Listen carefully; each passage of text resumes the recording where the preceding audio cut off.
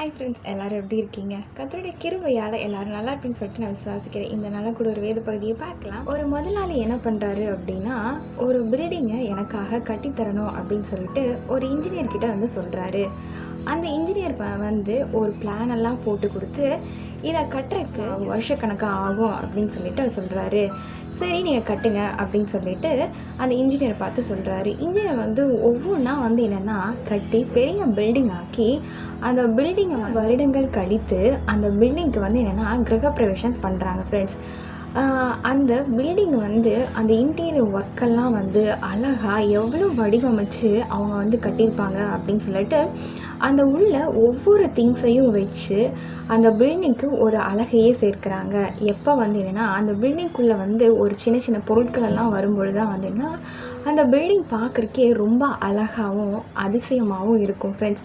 ஒரு பில்டிங்கை பார்க்குறோம் அப்படின்னா, வாவ் எவ்வளோ அழகாக கட்டியிருக்காங்க அப்படின்னு சொல்லிட்டு நாம் சில ஊர்களில் வந்து பார்க்கும்பொழுது நம்மளுக்கு அழகாக தோன்றும். அதே மாதிரி தான் அந்த பில்டிங்கை கட்டி முடிக்கிறதுக்கு எவ்வளவு ஆண்டுகள் காலம் காத்திருந்தாலும் வந்து என்னென்னா அது வீணாக போகாது.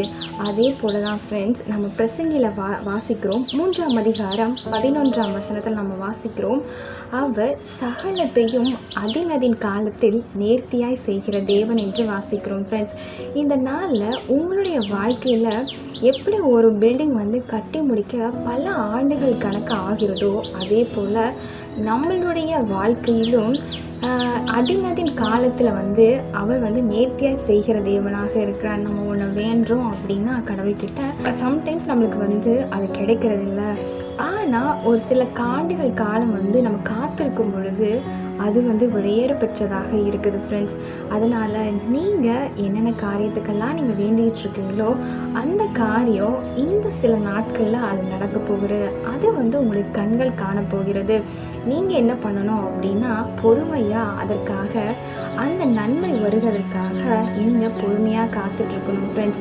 நீங்கள் பொறுமையாக காத்துட்ருக்க எப்படி ஒரு பில்டிங் வந்து அதை கட்டி முடிக்கும் பொழுது அழகாக தோன்றுகிறதோ, அதுபோல் நீங்கள் என்னென்னலாம் நீங்கள் காரியத்துக்கு வேண்டுறீங்களோ அந்த காரியம் வந்து ஒவ்வொன்றாக பில்டப் ஆகி சில ஆண்டுகள் உங்கள் கையில் வந்து அதுக்கு சேரும் பொழுது அவ்வளோ அழகாக தேவன் உங்கள் கருத்தில் கொடுக்க அவர் வல்லமையுள்ள தேவனாக இருக்கிறார்.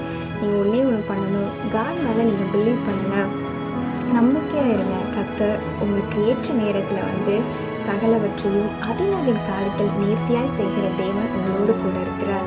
ஆமென். God bless you. கர்த்தர் உங்களை நேசிக்கிறார்.